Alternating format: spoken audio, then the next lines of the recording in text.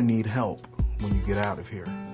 And to get the help out of here, you need to be able to start working early while you're in the system. You don't really put a lot of trust in the inmates.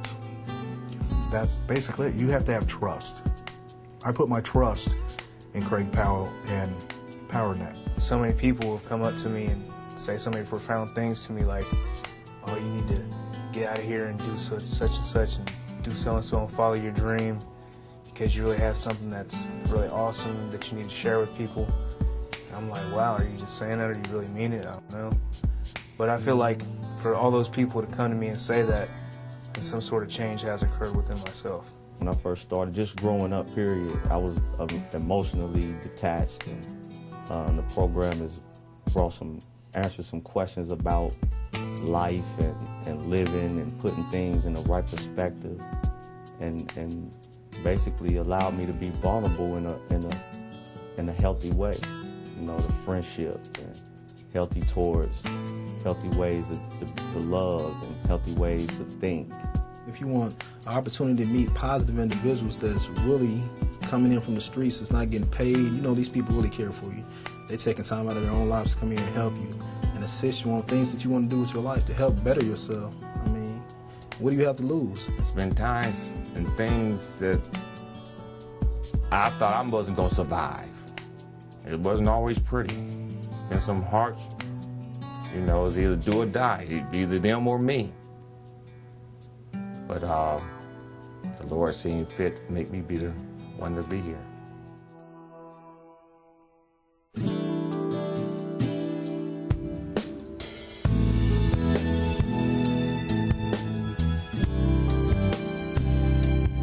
I am on the Southwest Priority Board, which is a body of individuals who most of whom are elected into positions to represent the interests and the concerns of the grassroots community. I noticed in the early part of my first term that we started to see reoccurring issues around crime and economics.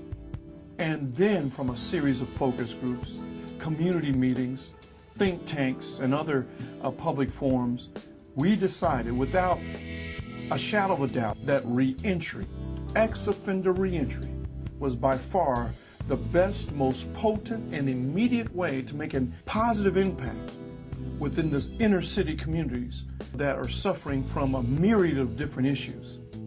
It was through that series of observations that we started the organization called PowerNet. GEM came out of an amalgamation, a consolidation, a modification of all the many programs and practices that we had learned about.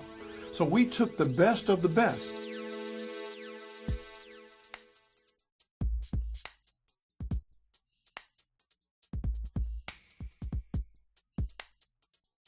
The GEM program begins a year and a half before release. That is best practice. There's only a few programs in the United States we're aware of that have taken on that challenge and have developed the appropriate relationships with the Department of Corrections in order to begin a program that long before release. This is not a how to get out of prison program. This is not how to stay out of trouble and how to not come back to prison program. This is not a pre-release program.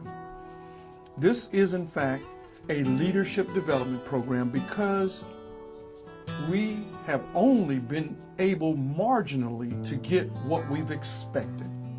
If we only expect people to stay out of trouble, they may be able to do that to some degree.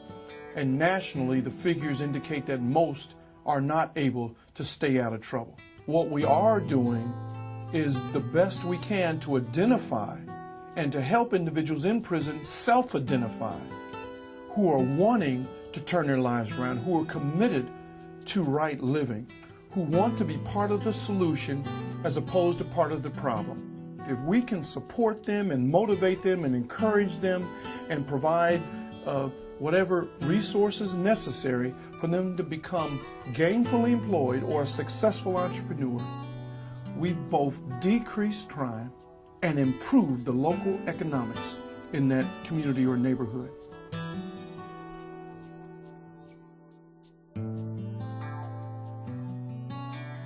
In 2004, 680,000 individuals were released from America's prisons.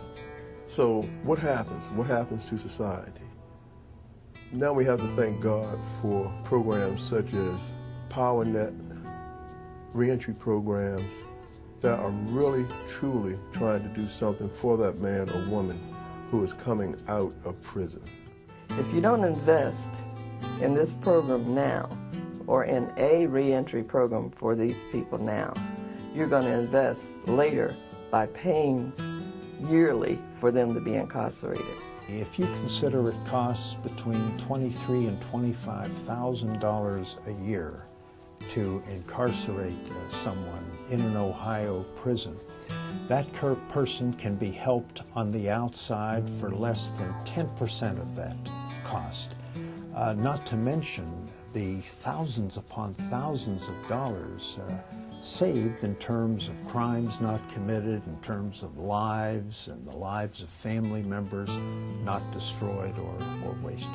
The beauty of this program is to help people realize that there is hope for successful entry, and that no matter what they've done in the past, there truly is a way out there with their efforts to turn their lives around and to be productive citizens. And oftentimes a lot of these offenders just had a bad situation. And I think as a county commissioner, when they come back into our community, I want them to not be a toll on our human services, on our unemployment, homelessness, all the little things that affect our county through dollars. I want them to come back and be able to get a job and then give back, which is one of the things that I've seen from some of these guys that have written me they want to do. This program has what it takes to give them the skills, give them the information, help them with making decisions that are in their best interest. So for no other reason than it's the right thing to do, we need to be involved. All of us need to be involved in reentry.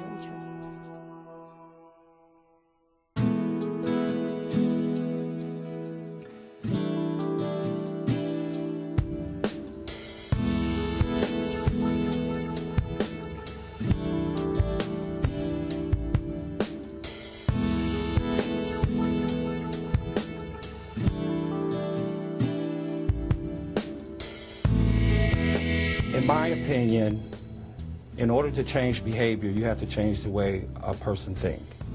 And re-entry is very thought-provoking. The programs are very thought-provoking, and that's where it needs to start. It needs to start with the person's thinking. But it's a super program for a couple of reasons. One is it kind of reinforces what we do. And then second of all, like I said, it's probably going to reinforce it again, but like I said, we do our employment ready module with these inmates. The inmates that come from the GEM program, they're a step ahead of our general population inmates. But when your guys come in, they've been doing this for a year, getting their career development program put together, their character program put together. So they're pretty much ahead of the game. What we're doing is helping them get new information, get their heads opened up to bigger things that are possible for them, and to have new beginnings. Primarily, this is our mission, to use these curricula both in group settings and in individual meetings, which we are currently doing. The first time I came in, I saw them sitting in a circle and Dr. Herman was working with them, and I was hearing the kinds of things that they were sharing about themselves. In-depth self-disclosure, and then asking each other awesome, open-ended questions. Now, these are things that I teach people that I'm being paid to coach. And they already were doing this with each other. And the discussion takes an entirely different vibrance. While the group is exciting, the personal encounters are humbling. My first part was doing a self-esteem information that I was sharing with them about the difference in self-image and self-esteem and what they can do to live on the self-esteem, choose self-esteem, which is the self-respect you feel for yourself. People love learning about themselves, and that's what they were learning about, themselves and other people. And I was teaching them how to interact more effectively with other people, the COs, the correction officers here, other inmates their friends and relatives that visit them. And one of the things that I'm working with the gentlemen in the GEM program is defining or developing personalized vision. We try to get people to think differently about how they will create success in their life, to think differently about how you interpret the relationships and the things that are important to you. You know, and of course we can't predict human behavior, so it's not saying that, okay, the GEM leadership program will produce a 100% positive effects, but I can guarantee that for individuals who have made a conscious decision to utilize what the program provides, these are excellent tools to give alternative resources than recidivism.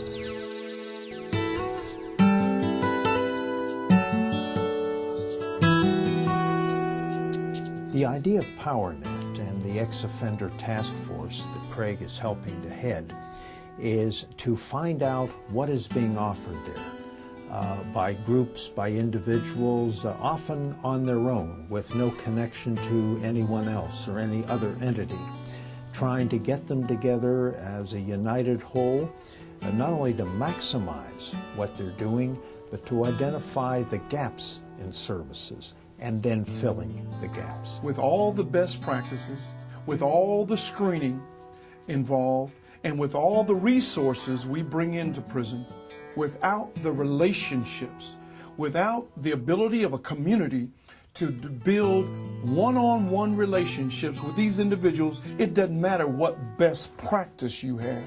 It doesn't matter how many resources you bring in. It doesn't matter really how well you've screened individuals. They may be motivated, they may be committed. You may have all the resources and the best practices. If you don't develop a relationship where that person knows you care before they care how much you know, you'll be inherently limited on how well you are going to be able to work with that person to be successful upon their release. GEM is building relationships inside the prison. When people come out and they're looking for someone to link to, if you haven't linked to them while they were in prison, it's too late. The drug dealers are waiting for them on the outside. The prostitutes are waiting for them as soon as they get out. And so if we've not made a connection while they were in prison, it's too late. And I shared with them, you know, the circumstances or trials of my son. He's up for a new trial. So I shared with them his situation. And so they all run to me, what's happening with your son? You know, give us an update on your son. So it's almost like a camaraderie. It's like a family thing. And they know what I'm going through. I know what they're going through. The program calls them doctors to give them, you know, self-esteem and Dr. so-and-so. And so I wrote them a letter telling them how much I enjoyed being there and you know, was looking forward to their next phase. And he thought that I was making fun of him by in the letter when we said Dr. so-and-so. And he goes, but then I thought about it and I thought, no, you were actually, you know, that giving validation to me as a human being, that I cared and you individually cared about me. And so he said, I've been thinking about that. And just, you know, he went on and on about how he was given hope and he was given a vision and then he had a plan now for when he got out. The individual meetings with the guys,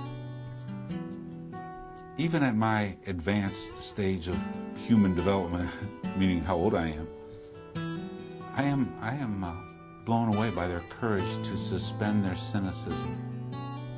Well, it's amazing that after all the years, if properly framed and if challenged out of a spiritual and a caring sense, that these guys are willing to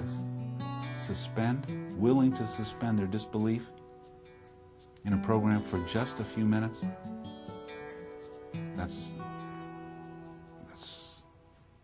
the reward for me personally. To be a part of that. See how alike we are. See how alike we are. Look for the similarities. That's what we need to look for, because people are people.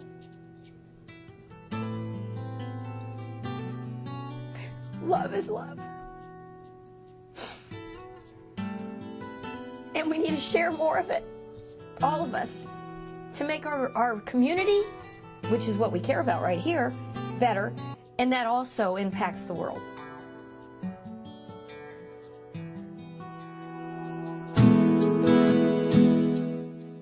This is a long-term effort in the area of helping ex-offenders because it's grassroots, because it develops and depends in large degree upon the volunteer sector, the private sector. It will have sustainability where all other programs did not. The measure of our success in terms of effectiveness of our program is not just reduced recidivism. Our measure of success is to the degree individuals leaving our program, leaving the walls of these prisons, become involved in positive community building activities and projects voluntarily. Yeah, I definitely have a plan. I have a couple of employments, opportunities are waiting for me. I mean, I got strong family ties is waiting for me, so I mean, I'm looking forward to it. I'm definitely ready for it. And I already filled out the paperwork to continue my education once I am released. So I think I have a pretty good plan. I'm gonna stick to it. There ain't no way that I'm coming back to prison. I know I'm not. I'd like to be an executive chef, restaurant, resort, hotel, somewhere like that. Definitely 5-star. I'm gonna stick to my reentry plan and stay around people who have the same mindset as me, who are, my circle of influence will be people who are on the right track doing positive things, who believe in me. I'm going to go back to my old job. I was a concrete truck driver right before I got locked up. My boss told me whenever I get out, come on back. I'm going to be the same person minus the drugs and everything else. I'm going to become the family man that I know I can be and that, that my grandparents raised me to be. Not a knucklehead, being honest. I want to be a social worker. I want to work with kids, patrol teams, because somebody is giving to me for free. And I want to be able to give back to maybe one. If I can get 10 kids in a room at one time, maybe if I only get one, I feel like I accomplished something. Hopefully people say that I came a long way and they respect the man that I groomed myself to become, and the program groomed me to become. What the future holds, I really don't know, but I know it's positive things. I can see positive things in my future. If the quality of experience that we've had thus far with the residents of Dayton Correctional Institution is indicative of what can happen, then the future is very exciting.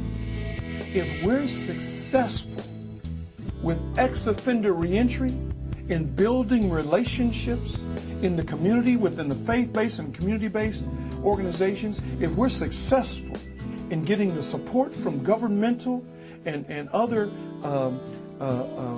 organizations, private corporations, in helping individuals who are coming through the criminal justice system, who can't we be successful in helping? If this works for the lowest of the low who suffer from discrimination, from incarceration, who can't we help in our communities? That's the exciting part of this whole initiative. Not what the immediate impact on the ex-offenders and their families, but the broader impact that this can make within inner city communities all over this region, the state, and indeed the United States.